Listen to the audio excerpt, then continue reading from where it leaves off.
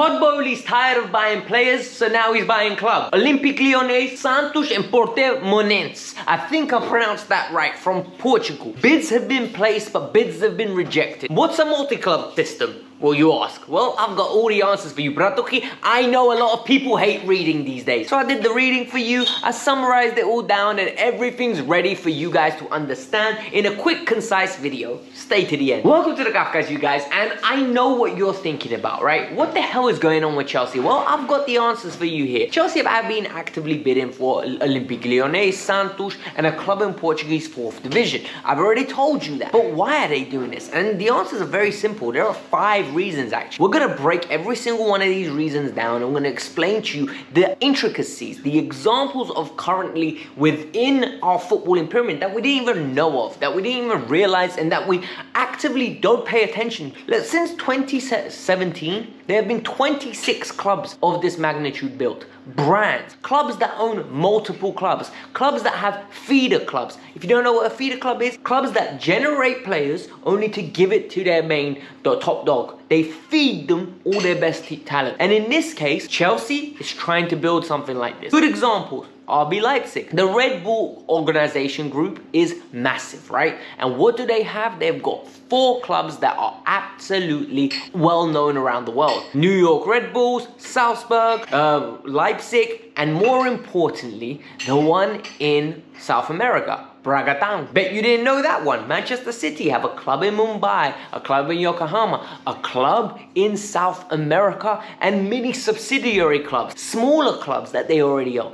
I'm gonna break down all the positives and negatives of this, so make sure you stay tuned to the end. Hit that like button because this video took a lot of time to do. Listen, I don't like to read, I'll tell you guys now, and I don't like to do research. So the fact that I had to go and do all of this, hey, it took a lot of effort. Hit the like button, subscribe to the channel, you know what I'm talking about. But let's get on with it. First of all, forget about your local football club, because it's not going to exist. In the near future, your local football club is going to be owned by these billionaires. These billionaires have come into the game, they've absolutely taken it over, and now this has gone from a football game where people used to just love their local teams to entities that are brands. And this has been taken a change since the Premier League has been designed, essentially, because the Premier League has taken it to another level. If you look at it in the last 10 years, Manchester City now have acquired 6 or 7 clubs. They got 500 million invested from an investment firm to build this organization that they're currently having.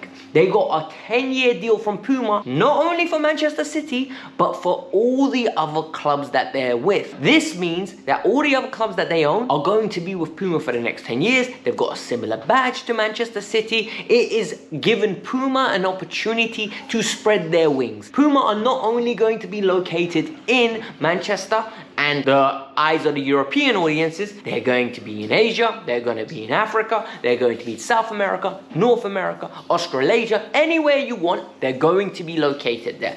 This is a huge incentive. This is opening doors from investments, not only from the owners, but from investment groups and banks. But it only doesn't benefit the rich investors, it benefits the clubs. If you think about it, the club, all of a sudden you're Manchester City, you own a club in Brazil. If you're Chelsea, you own a club in Brazil, and you've got a local kid, a kid that you do not have the facilities or the opportunity to purchase and bring him into the Cobham Youth Academy. You can buy him, give him to your feeder club in Brazil, and they're going to be in charge of his development. He's going to be under the control and under the branding of your club. They're going to give him all the best development, all the best training, and they're going to be training him to the point where one day when he blows up, he's already under your control because he's already under a contract under your branding. This is a perfect example of Endrick and Palmeiras. Apparently, Chelsea have been trying to buy Santos, and the first thing they were going to do is buy Endrick and send him there. Reason being is, if Endrick blows up to become the next Ronaldinho, the next Messi, the next Neymar, the next phenomenal Ronaldo, what's going to happen? He's going to be under the control of the Chelsea group, and Chelsea could literally pinpoint him and say, we're doing a transfer and we're going to do this. This is an open avenue for scouting. It enables you to have more scouts, more access, more into the community core reach. Players from Belgium will be in your Belgian club. Players in France will be at your French club. players from Portugal that are close to Spain are going to be coming from Spain to Portugal rather than to England, to a different community, different culture. It is very interesting. Then the development, and this is the very interesting part. This is the part that I love, right? The development is very similar. So if you look at the RB Cyprus group, what do they have? They've got a similar culture of they get players, the players generate from one level, and they go to from New York to Salzburg. They go from Salzburg and to Leipzig. Keita did that, Szoboszlai did that move. Multiple managers have done that move. That was actually very interesting. Jesse Marsch went from the Salzburg group all the way across to Leipzig. Didn't work out well for him, but now he's in a great job at Leeds, and all of a sudden he's acquiring all the players that he built up relationships there. And this is what happens. You have a core structure, you have a style of play, you have an idea, a generation of talent that you've all designed, and all of a sudden it multiplies into an organizational thing. So it's not just your first team, under 23s, and all the way down. All of a sudden you have it all around the world.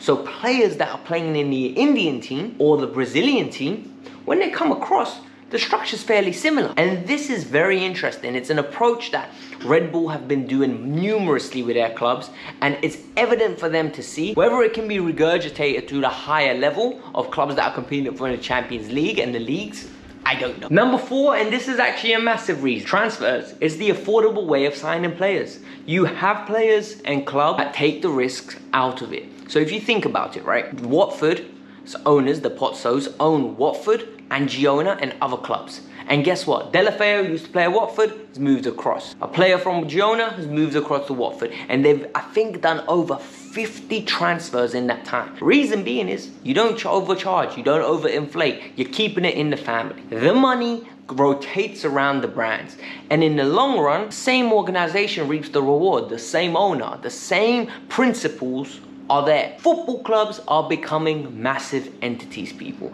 and the money revolving around transfers are massive. So if you could get a discount anywhere, anyhow, it will work. Like, think about it in the long run, right? How much did it cost Salzburg to get Naby Keita to Leipzig? How much did it cost Salzburg to get Leipzig to get, what's it called, Szoboszlai across? Manchester City, if there's a banging kid that is amazing, right, that is absolutely talented to the next level at Verona, you don't think they're going to steal him? You don't think they're going to take it for an affordable price? 100% they will. And this is the thing. It's already starting, and we all need to understand. Sadly, this is the way that football works now. And the clubs are just going to be purchased by multiple individuals that will own multiple clubs. And that's what the way it's going to be. And the biggest reason is to grow your reach and your audience and your exposure. And that's the reality of it. Look, I would love to sit here and say that the multi-club system is here to generate, to make sure that Chelsea are going to be successful, or X amount of clubs are going to be successful. No, it's about the reach, it's about the wide span, it's about the generation of income for these clubs in revenue. Clubs have been generating a crazy revenue to the point where I think, if I'm not mistaken, the Wolves that were purchased for £50 million were offered £300 million to be purchased from an American ownership, rejected. And this is something that's going to be happening more and more. Burnley was bought by an American ownership that are trying to build a similar system. Multiple clubs, Arsenal, Liverpool, and Chelsea, are now interested in this system. Manchester City were just ahead of the curve. Guys, this was the Kavkas View. I hope you lot enjoyed this different style of video that I'm doing. This is more generic and more informative, educational form of video that I'm trying to put out there. It was long to prep, it was long to think about. It was actually kind of draining. So let me know what whether you guys enjoyed it. I just promised it to you guys. You guys been dropping those pineapples down in the comments, so I knew exactly what you guys wanted. But this was the Kavkas View. Let me know your thoughts. Peace out, I'm out.